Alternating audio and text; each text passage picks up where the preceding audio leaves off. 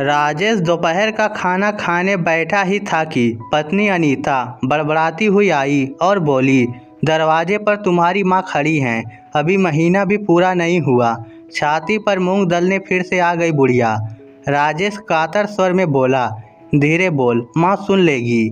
अनीता बोली, सुन लेने दो, मुझे कोई फर्क नहीं पड़ता। तुम ही इकलौते बेटे नहीं हो, गांव में 3 बेटे और भी तो रहते हैं, उन्हीं के पास टिक कर क्यों नहीं रह लेती बुढ़िया। राजेश बोला, वह माँ है, दिल नहीं लगता तो आ जाती हैं, 5-6 दिन रुक कर चली जाएंगी, प्लीज़ तू कुछ मत बोलना। अनीता बोली, 5 दिन से काम पर नहीं गए हो, 15 दिन हो गए मेरी दवाई ख़त्म हुए, घर में खाने के लाले पड़े हैं और तुम्हारी माँ को सैर सपाटे की सूझी है। राजेश पत्नी से ज़्यादा बहस नहीं कर सका। मजबूरी में उसने दोनों हाथ जोड़ दिए। पति के जुड़े हाथ देखकर अनीता चुप हो गई। फिर राजेश गेट खोलने के लिए दरवाजे पर चला गया।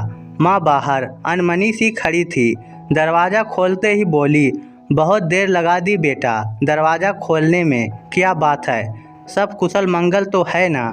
राजेश बोला, सब ठीक है माँ, बस 2-4 दिन से थोड़ी सी तबीयत खराब है। माँ बेटे के सर पर हाथ फेरते हुए बोली, बहुत दुबला हो गया है, कुछ खाया पिया कर बेटा। फिर माँ ने घर में चारों तरफ नज़र दौड़ाई, बोली, बच्चे स्कूल से नहीं आए क्या। राजेश बोला, 2 ही बजे हैं माँ, 4 बजे तक आएंगे।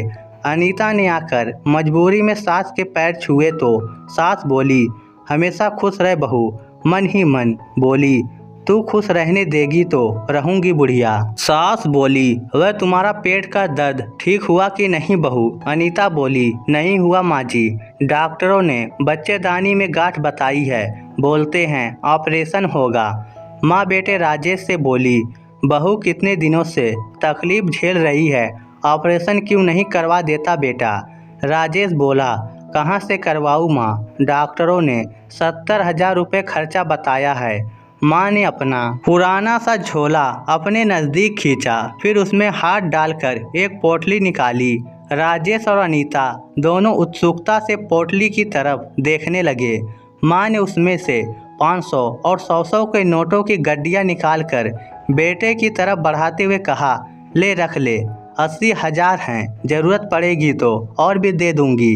ये रुपए तो तेरे भाइयों से मांग कर लाई हूँ, मेरे पास भी 30-40 हज़ार इकट्ठे हुए पड़े हैं और ज़रूरत होगी तो मैं अपने गहने बेच दूंगी, मगर तुम लोगों को यूँ बीमारी से लड़ते हुए नहीं देख सकती। राजेश माँ की मुँह की ओर देखता रह गया, उसकी हिम्मत ही नहीं हुई पैसे लेने की।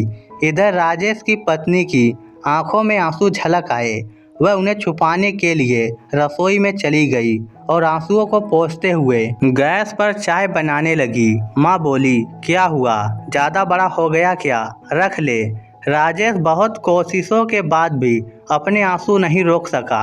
उसने रोते रोते माँ की गोद में सर रख दिया, बोला, जिंदगी की भाग दौड़ में थक गया हूँ माँ, जिस उम्र में तुम्हारा सहारा बनना था उसी उम्र में खुद ही मजबूर हुआ पड़ा हूँ। माँ राजेश के सर पर हाथ फेरकर बोली, तू ही बेगाना हो गया है रे, वरना तेरे भाई तो अब भी चाहते हैं तू गांव लौट आ, हम सब तेरे अपने ही तो हैं, सबको तेरी फिक्र है, तुझे मजबूर देखकर हम चैन से कैसे रहेंगे। मैं पिछली बार आई थी तभी समझ गई थी कि तू परेशानी में है।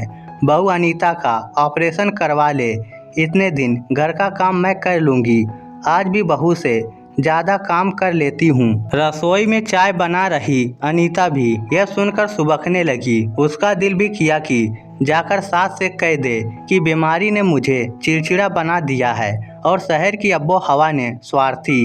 दोस्तों अपने तो अपने होते हैं, मुसीबत में सिर्फ अपने ही काम आते हैं, इसीलिए रिश्तों की गरिमा रखें, उन्हें गुरूर या घमंड में खो देने की गलती ना करें। इस स्टोरी को लेकर आपकी क्या राय है, नीचे कमेंट करके हमें ज़रूर बताइएगा। धन्यवाद।